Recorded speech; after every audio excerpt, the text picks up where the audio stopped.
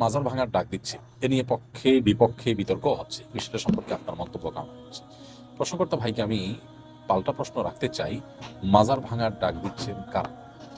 বাংলাদেশে উল্লেখযোগ্য যে সমস্ত ওলামা ইকরাম আছেন, পরিচিত যে কোনো ঘরানার যে কোনো চিন্তা বা মত পথের বা যে কোনো দৃষ্টিভঙ্গির আলেম হন না কেন, কোন আলেম এই ডাক দিয়েছেন কিনা, দিলে কোথায় কোথাও দিয়েছে আমাকে একটু জানাবেন।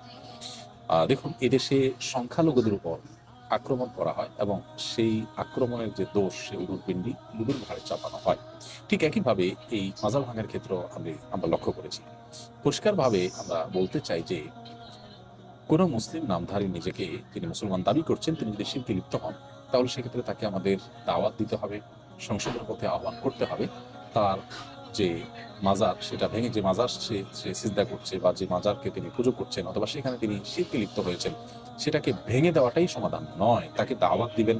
আপনি বলবেন যে দাওয়াত দিয়ে বহু মাজার দাওয়াত দিয়ে কোনো লাভ হয়েছে কিনা, আমি বলবো বহু মাজারের ভক্ত বা মাজারের শিরকারী মানুষকে আল্লাহ তাআলা হেদায়েত দিয়েছেন। আমার ব্যক্তিগতভাবে পরিচিত এরকম মানুষ আছে। আল্লাহ আমার মাধ্যমেও কিছু ভাইকে হেদায়েত দিয়েছেন বলে আমি আল্লাহ তাআলার দরবারে শুকর এবং কৃতজ্ঞতা জ্ঞাপন করছি।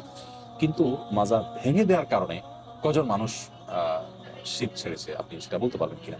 দেখুন, আপনি যদি কোনো কাজ করার কারণে সেটা দিন শেষে ইসলামের মুসলমানদের ক্ষতি ডেকে আনে, ইসলাম মুসলমানদের দুর্নামের সুযোগ পায়, ইসলামের মুসলমানদের দাওয়াতি কাজে বাধা সৃষ্টি করার কারণ হয়, তাহলে সেক্ষেত্রে সেটা মনে রাখবেন যে ইসলামের কাজ নয়, সেটা শয়তান আপনাকে নেক্সট সুরতে ধোঁকা দিয়ে আপনার দিয়ে এই কাজগুলো করাচ্ছে।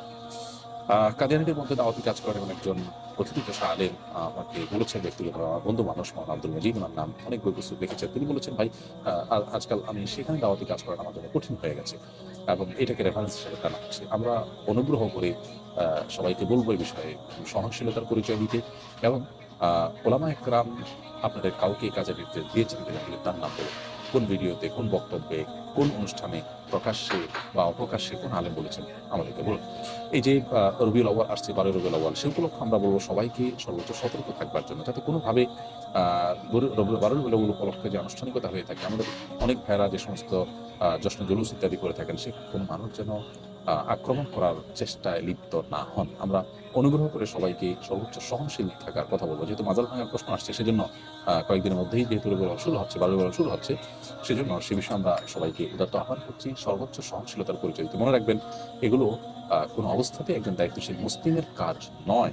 আপনার কোনো কাজে যদি ইসলামের মুসলমানদের উপর থেকে ক্ষতি বেশি হয়, তাহলে সেটা শয়তানের পরিকল্পনা বা সেটাতে শয়তান খুশি হবে, এটা বলাই বাহুল্য। এজন্য আমরা বলতে চাই যে এই জাতীয় বিষয়গুলোতে আপনার আবেগ, আপনার নিজস্ব বিবেকের উপরে ভরসা না করে ওলামা একরামের দিক নির্দেশনাকে আপনি শুনুন। আমি আবারও বলছি যে উল্লেখযোগ্য কোন আলিমের নাম বলতে পারবেন যিনি আপনাকে এই কাজ করার নির্দেশ দিয়েছেন? অনুগ্রহ করে যদি সে কেউ থাকে আপনি বলুন। আমার জানা মতো এরকম কেউ নেই। আল্লাহ তাআলা আমাদেরকে হেদায়েত দান করুন।